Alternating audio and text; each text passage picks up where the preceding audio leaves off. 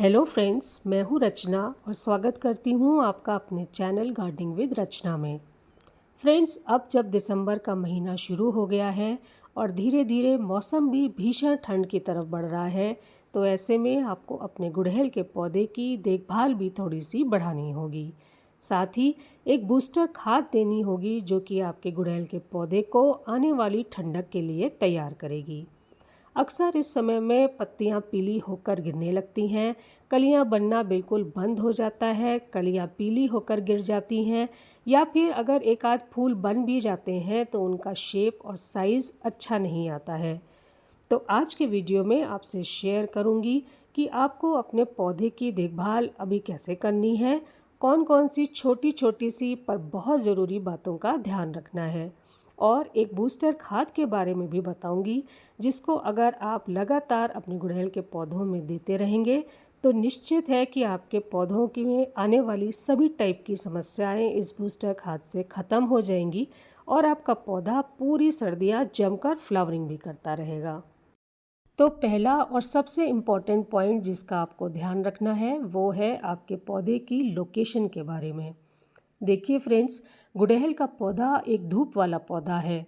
उसे अच्छी फ्लावरिंग के लिए अच्छी धूप की बहुत ज़्यादा ज़रूरत होती है। आप अपने पौधों को हमेशा ही डायरेक्ट सनलाइट में रखिए। ये मान लीजिए कि जितनी ज़्यादा मात्रा में धूप आपके पौधे को मिलेगी उतना ज़्यादा आपका पौधा कलियां बनाएगा और फिर ज़बरदस्त फ्लावरिंग भी करेगा। पर अगर आपने इस बात पर ध्यान नहीं दिया और छांव वाली जगहों पर ही आप अपने पौधों को रखते हैं तो पौधों में फ्लावरिंग तो बंद हो ही जाएगी, पर साथ ही साथ कई सारी समस्याएं भी पौधों में आना शुरू हो जाती हैं। पौधों में कीड़े और मकोड़े और फंगस तो लग ही जाते हैं। ये और साथ में ये जितनी भी समस्याओं के बारे में हमने स्टार्टिंग में अपने वीडियो में बात की थी, वो सारी समस्याएं भी पौधों में धूप ना पड़ने की वजह से ही आती हैं। तो इसलिए बहुत ज़रूरी है कि आप अपने पौधों की प्लेसमेंट का, उनकी लोकेशन का ध्यान रखें। पूरे दिन की धूप जहाँ पर मिले, डायरेक्ट धूप जहाँ पर मिले, ऐसी जगह पर ही अपने पौधों को शिफ्ट करिए। अब दूसरा पॉइंट है पानी के बारे में। गुड़हल का पौधा बहुत ही लिमिटेड पानी मांगता है। पौधे में ज़्यादा पानी या फिर कम पानी, दोनों ही केसेस में सीधा असर फ्लावरिंग के ऊपर देखने को मिलता है। पत्तियों का पीला होकर झड़ जाना, कलियां बनना बिल्कुल बंद हो जाना, अगर एक आध कलियां बन भी जाएं तो वो भी पीली होकर गिर जाना, या फिर फूलों का साइज़ बहुत ही छोटा आना, ये सारी समस्याएं मिट्टी में पानी का संतुलन बिगड़ने की वजह से ही आती हैं फ्रेंड्स।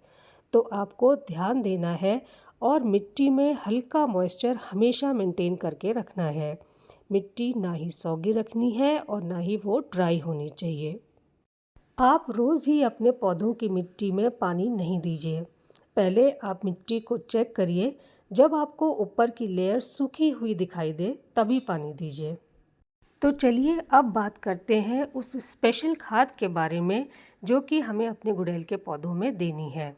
ये स्पेशल खाद किन किन चीज़ों से बनाएंगे और उनका पौधों के ऊपर क्या फ़ायदा होता है, ये सब कुछ आज डिटेल में आपके साथ आगे शेयर करूँगी।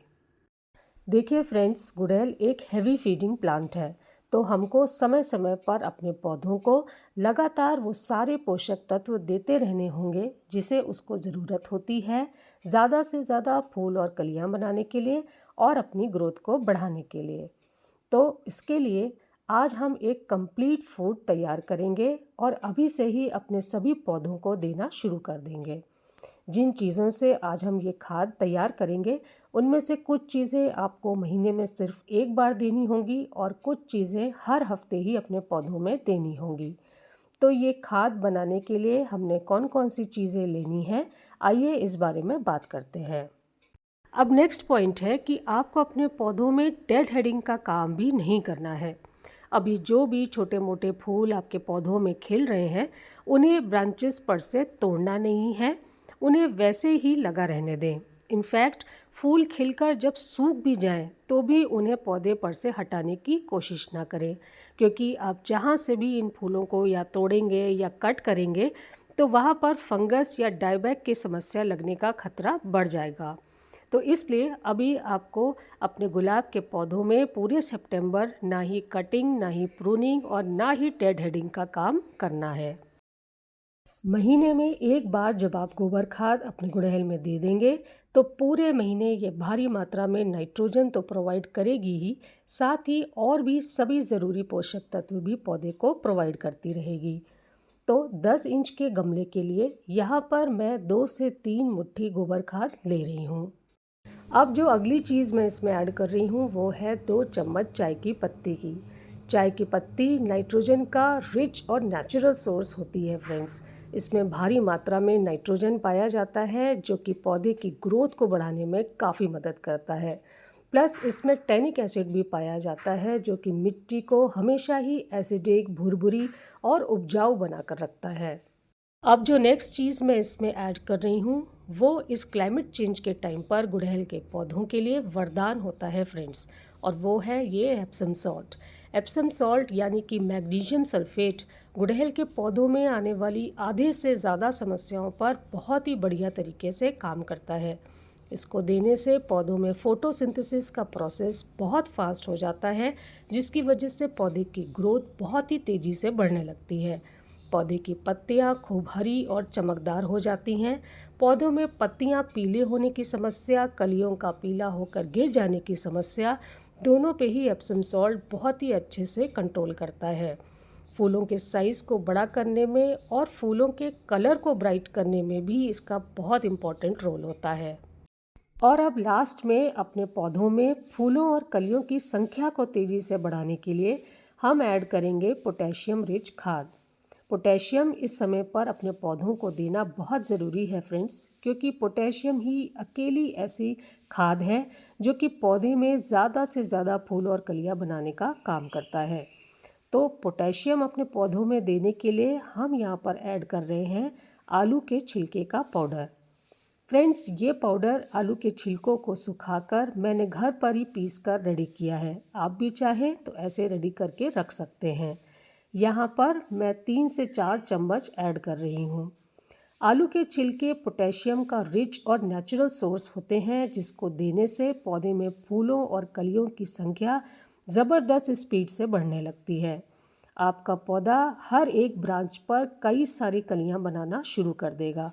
अगर आप चाहें तो इसकी जगह प्याज के छिलके या फिर केले के छिलके का पाउडर भी इस्तेमाल कर सकते हैं। आपको इस बात का ध्यान रखना है कि पोटेशियम रिच खाद आपके गुड़हल के पौधों को किसी न किसी फॉर्म में हमेशा मिलती रहे।